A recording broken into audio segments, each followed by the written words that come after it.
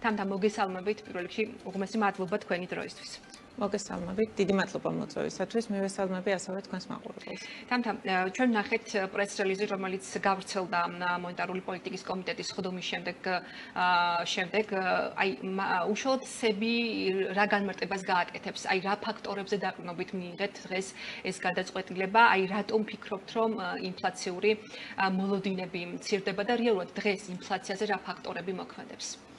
ძირითადად მონეტარული პოლიტიკის კომიტეტის გადაწყვეტილება რა თქმა უნდა მიიღება იქიდან გამომდინარე თუ რა ეკონომიკური ტენდენციების წინაშე ვართ.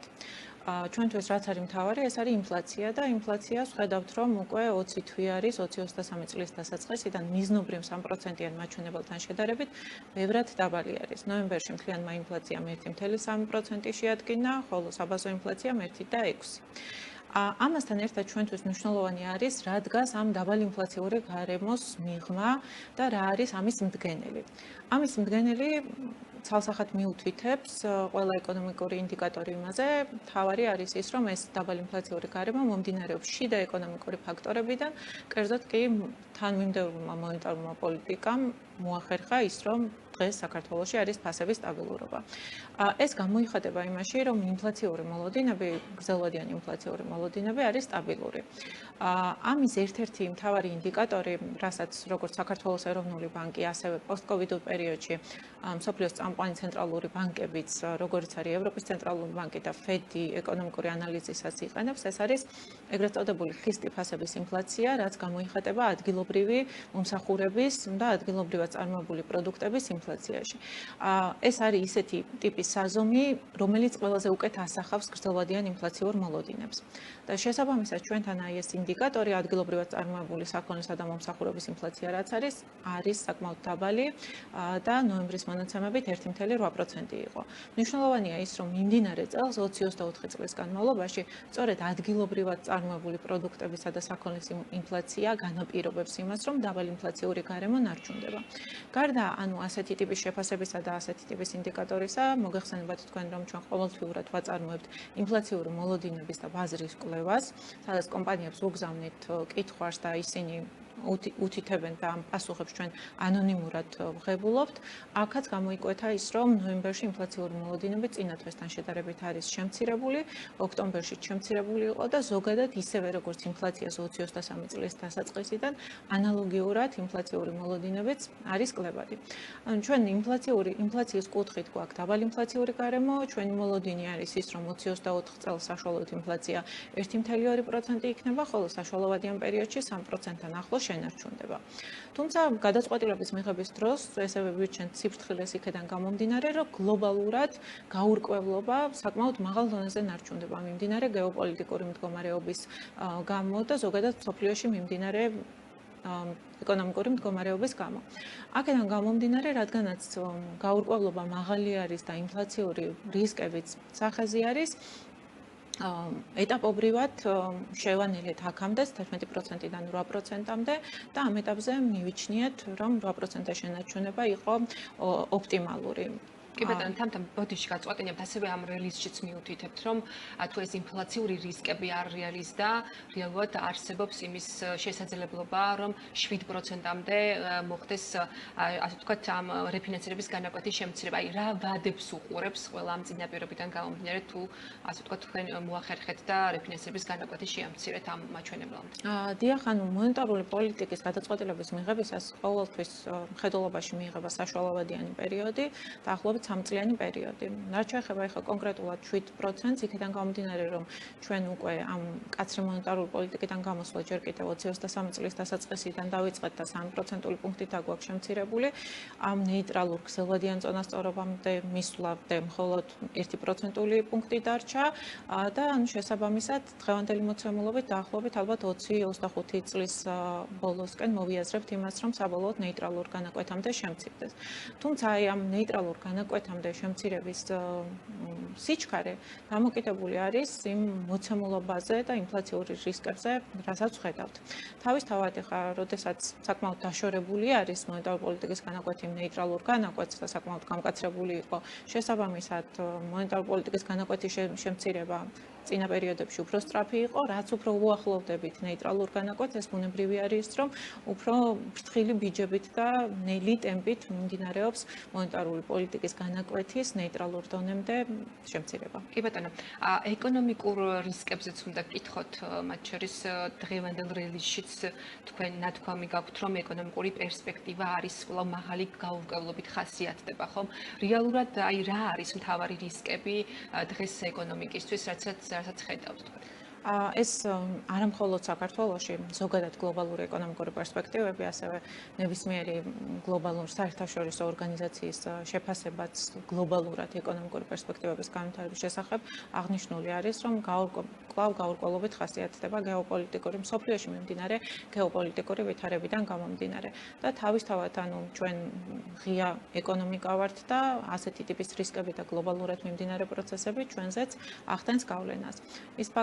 ეს ფაქტები შესაძლებელი არის ჩვენი რეგიონის რისკიანობაზე აისახოს და აქედან გამომდინარეთაც გქონდეს ჩვენ ინფლაციური რისკი, ასევე რაც არის მნიშვნელოვანი, არის საერთაშორისო ბაზრებზე ფასების მერყეობა. ბოლო პერიოდში გაზრდილი არის განსაკუთრებით სურსათის მიმართულებით ფასების მერყეობა. უბრალოდ ეს სურსათის ნედლეულის ფასები ბოლო რამოდენიმე თვე არის შეიმჩნევა, რომ მზარდი ტენდენცია აქვს და შესაბამისად ჩვენ ამ პროდუქტების იმპორტიორები ვართ და არსებობს იმის რისკი, რომ ეს ტენდენცია საქართველოს ბაზარსაც გადმოეცეს. ამავდროულად გაზრდილი არის ტრანსპორტირების, მცირედით გაზრდილი არის საერთაშორისო ტრანსპორტირების ხარჯები და ყველაფერი ეს რისკი ქმნის იმას საერთაშორისო ბაზარზე მიმდინარე მოვლენები, რომ აისახოს საქართველოში ინფლაციურ მოლოდინებზე. ეს არის ძირითადად რა რისკებსაც ხედავთ. კი ბატონო, მიუხედავად ამისა, სანამ რეალიზდება მოკლედ ეს შესაძლო რისკები, ხო? ჩვენ გვაქვს საკმაოდ მაღალი ეკონომიკური ზრდა. რა აბალანსებს რეალურად ამ მაღალ ეკონომიკურ ზრდას და როგორ ხდება, ასე ვთქვათ, რითი იზომება შესაბამისად? ეკონომიკური ზრდა როგორც მოგეხსენებათ 24 წელს 10% არის საკმაოდ მაღალი არის და წინა პერიოდებშიც მაღალი იყო. მონეტარული პოლიტიკის გატარებისას მნიშვნელოვანი არის მოთხოვნიდან მომდინარე ზეწოლა ფასებზე არ წარმოიქმნას. ჩვენი ერთ-ერთი სიფრთხილის განმაპირობებელი თავისთავად ესეც იყო, რომ ვაკვირდებოდით ეს მოთხოვნა, რომ არ გადასრდილიყო ფასების დაში. თუმცა ჩვენივე შეფასებით ეს მაღალი ეკონომიკური ზრდის განმაპირობებელი იყო ის, რომ ეკონომიკის ჯამური წარმოების პოტენციალიც ამ პერიოდის განმავლობაში იზრდებოდა და შესაბამისად, როდესაც მოთხოვნაც მაღალია, მაგრამ თავისთავად მეორე მხრივ წარმოების პოტენციალიც არის გაზრდილი, რომ ამ მოთხოვნას მოემსახუროს, ეს ფასების დაში აღარ გადადის და აქედან გამომდინარეც ეს მაღალი ეკონომიკური ზრდა თამდევი იყო ეკონომიკის ჯამური პოტენციალის ზრდის. რაც შეეხება ეკონომიკის ჯამური პოტენციალის შეფასებას, ეს არ არის რაიმე ტიპის ისეთი სტატისტიკური მონაცემი, რომ რას ეყრდნობით ამ შემთხვევაში, როცა მიუთითებთ, რომ პროდუქტიულობა გაზრდილია, ხო? და ასევე საინტერესო რომელ სექტორებში? ეკონომიკური ჯამური პოტენციალის შეფასებისას არსებობს სხვადასხვა ეკონომიკური მოდელები, შეფასებები, დაუკვირვებადი ცვლადი არის და სხვადასხვა ტიპის მოდელით ვაფასებთ ამ ეკონომიკის ჯამურ პოტენციალს. ამის შესახებაც ჩვენ მონეტარული პოლიტიკის ანგარიში, როდესაც ამ შეფასებებს ვანახლებთ, გვაქვს გამოქვეყნებული მეთოდოლოგიის შესახებ, ასევე კვლევით პუბლიკაციებშიც გვაქვს გამოქვეყნებული და მთავარი რაც არის, როდესაც მაღალი არის ეკონომიკური ზრდა სტაბილურად მთელი ამ პერიოდის განმავლობაში და ეს პარალელურად არის დაბალი ინფლაციასთან კომბინაციაში, ესეც ერთ-ერთი მთავარი ინდიკატორია იმისა, რომ ეკონომიკური ჯამური პოტენციალი არის გაზრდილი. თუნდაც, ვთქვათ, გარეპირებს, რომ არ ქონდეს იმის შესაძლებლობა, რომ ეკონომიკის ჯამური პოტენციალი შეაფასონ, როდესაც ესეთი კომბინაცია ხდება, რომ ერთი მხრივ მაღალი არის ეკონომიკური აქტივობა და მეორე მხრივ დაბალი არის ინფლაცია, ანუ ესეთ დროს ეს მაღალი მოთხოვნა განპირობებული არის წარმოების პოტენციალის ზრდით. კი ბატონო, ლარის კურსიც უნდა გკითხოთ თემა, რომელიც ყველას აინტერესებს, არა მხოლოდ ბიზნესს, ხომ?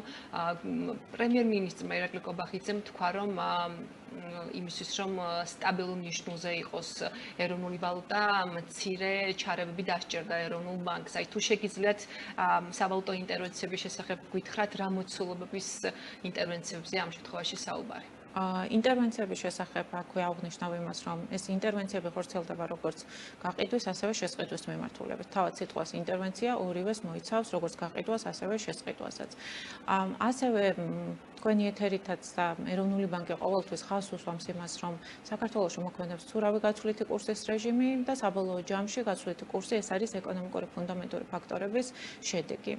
და საშუალოვადიან პერიოდში, ხოლო მოკლევადიან პერიოდში შესაძლებელი არის გარკვეულმა მოლოდინებმა და ასე შემდეგ მოკლევადიანი მერყეობები გამოიწვიოს. სწორედ ეს ჰქონდა ჩვენ ბოლო პერიოდში სახეზე, გარკვეულმა მოლოდინებმა თვის დასაწყისში გაცვლითი კურსი გაუფასურა, თუმცა ეხლა ვხედავთ, რომ ისევ გამყარების ტენდენცია აქვს. ეს თანხმედრაში არის ზუსტად იმასთან, რასაც ჩვენ ყოველთვის ხაზს უსვამთ, რომ ეკონომიკური ფუნდამენტური ფაქტორები საბოლოო ჯამში აყალიბებენ გაცვლით კურსს და მოკლევადიან მერყეობებს და სხვადასხვა ტიპის მოლოდინებს, მხოლოდ მოკლევადიანი გავლენა აქვს გაცვლით კურსზე. რაც შეეხება ინტერვენციების შესახებ სტატისტიკას, როგორც მოგეხსენებათ, ჩვენ ორი ტიპის ინსტრუმენტი გვაქვს, ეს გვაქვს სავალუტო აუქციონები და ბიმაჩის პლატფორმით შესყიდვები და გაყიდვები. ამის შესახებ მოგეხსენებათ, რომ 25 დღის შემდეგ ვაქვეყნებთ და დეკემბრის შესახებ ინტერვენციებს გამოვაქვეყნებთ 25 იანვარს, ხოლო ბოლო მონაცემებით ნოემბრის მდგომარეობით მოგეხსენებათ, რომ საქართველოს ეროვნულმა ბანკმა შესყიდვები განახორციელა და წმინდა შესყიდვა ნოემბრის მდგომარეობით დაახლოებით 125 მილიონი აშშ დოლარი. თამთა ფორვარდული გარიგებები რამდენად არის ბაზარზე, ამას რამდენად ხედავთ? ფორვარდული გარიგებები ძირითადად რასაც ხედავდით, ეს იყო ოქტომბერში და ამასაც აღნიშნავდით ჩვენ პერიოდში, რომ გაურკვევლობიდან გამომდინარე იყო ესეთი ტიპის მსხვილი შესყიდვები, ფორვარდების, იქიდან გამომდინარე, რომ მომავალში, ვთქვათ, გაცვლითი კურსის მერყეობისგან თავი დაიცვათ და სწორედ ესეთი ტიპის ერთჯერადი მსხვილი შესყიდვებიდან გამომდინარე იყო ის ფაქტი, რომ ეროვნულმა ბანკმა ამ პერიოდში გაყიდვები განახორციელა ოქტომბრის პერიოდში. კი ბატონო. თამთა, მოდი არ წავიდეთ ამ სცენარით, მაგრამ მაინც ამ შემთხვევაში თუ ეს ეკონომიკური კრიზისი გაღრმავდა ქვეყანაში და მათ შორის ეროვნული ვალუტის დასტაბილურებისთვის მოუწია ამ შემთხვევაში რეზერვებიდან გარკვეული სახსრობის ხარჯვა, ხო, ეროვნულ ბანკს. აი, ამ რეზერვების შევსების რა არხები არსებობს? აი, იმ პირობებში, მით უმეტეს, როცა ჩვენ სავალუტო ფონდის პროგრამაც არ გვაქვს, ანუ რა გზით შეიძლება რომ მოხდეს ამ რეზერვების შევსება? პირველ რიგში ხაზი მინდა გაუსვა იმ ფაქტს, რომ ეკონომიკური კრიზისი არ გვაქვს. ეკონომიკური კრიზისი ეკონომიკურად გამის განმარტება ეს არის, როდესაც ეკონომიკური აქტივობა მცირდება და როდესაც რეალური მთლიანი შიდა პროდუქტი რაც არის, ის მცირდება. ჩვენ დღევანდელი მდგომარეობით გვაქვს საკმაოდ მაღალი ეკონომიკური ზრდა, პირველი 10 თვის მონაცემით 10%-იანი ეკონომიკური ზრდა გვქონდა. თუმცა ამოვლენებს ფაქტია, რომ გავლენა აქვს ამაზე ბიზნესი ღიად საუბრობს, მათ შორის ტურიზმის სექტორი, სხვადასხვა სამრეწველო სექტორზე ამ პროცესებს აქვს გავლენა და აი აქედან გამომდინარეც გეკითხებით. ჩვენ შეგვიძლია ესევე სამწუხაროდ გარკვეული დროითი დაგვიანება აქ ეკონომიკურ ცვლადებს და ეკონომიკური ზრდის შესახებაც ინფორმაცია, წინსწრები ინფორმაცია ერთი თვის დაგვიანებით მოდის, თუმცა გვაქვს სხვადასხვა ტიპის ოპერატიული ინფორმაცია, რასაც შეგვიძლია დავაკვირდეთ და ვიმსჯელოთ ეკონომიკური ზრდის მაჩვენებლებზე. ამ ოპერატიული მაჩვენებლებით ეკონომიკური კრიზისი არ გვაქვს. ნოემბრის მონაცემებით შეგვიძლია ვისაუბროთ იქედან გამომდინარე, რომ საქსტატმა უკვე წინსწრები მონაცემები, ვთქვათ, საგარეო ვაჭრობის შესახებ გამოაქვეყნა და ჩანს იქაც, რომ ექსპორტიდან მიღებული შემოსავლები გაზრდილია, ასევე გვაქვს საბანკო ტიპის მონაცემები, ბრუნვები და რასაც ვხედავთ, აი ამ წინსწრები ინდიკატორებით, რაც რის საფუძველზეც შეგვიძლია ვიმსჯელოთ ეკონომიკური აქტივობის შესახებ, ეკონომიკური კრიზისი არ გვაქვს. მაგრამ თუ შესაძლოა ეს პროცესები უფრო გადაიზარდოს ეკონომიკურ კრიზისში. საერთაშორისო სავალუტო რეზერვები, რაც გააჩნია ეროვნულ ბანკს, არის 4.1 მილიარდი აშშ დოლარი, საკმაოდ მაღალი მოცულობა არის ეს რეზერვები და ასევე ეროვნულ ბანკს გააჩნია საკმარისი ინსტრუმენტები იმისათვის, რომ ფასებისა და ფინანსური სტაბილურობა ნებისმიერ შემთხვევაში იყოს უზრუნველყოფილი ქვეყანაში. კი ბატონო. თამთა, ძალიან დიდი მადლობა, რომ პასუხობდით ჩვენს კითხვებს. მაყურებელს კი შევახსენებ, რომ თამთა სოფრომაძე, ეროვნული ბანკის მაკროეკონომიკისა და სტატისტიკის დეპარტამენტის უფროსის მოადგილე იყო ჩვენი სტუმარი.